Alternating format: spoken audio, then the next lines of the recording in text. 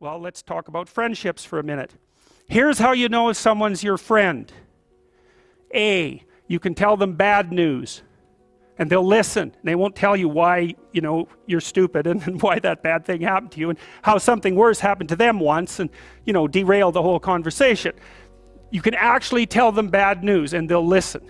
So that's a good thing. And then this is a weirder thing. You can tell them good news and they'll help you celebrate.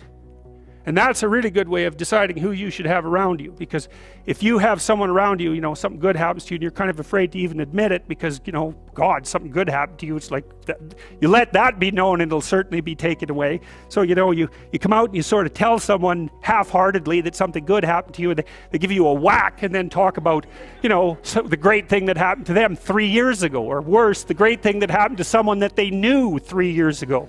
It's like, go away from that person. They're not helpful to you, and they're not helpful to themselves either. And so you want to surround yourself, you got to think about this. You got to surround yourself with people who want the best for the best part of you. You can hang around with weasels and losers that are trying to pull you down to justify the fact that they're spiraling downhill as well. And the upside of that is you don't have to have any responsibility, and you can all whine about how wretched life is, so that's pretty attractive.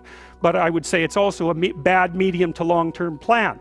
And so it's acceptable and desirable to try to surround yourself with people who are facilitating your development.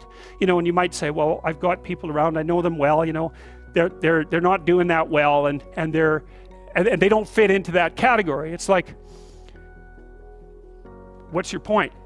What are you going to do with them exactly? If they'll listen and cooperate with you and move towards a better future, great.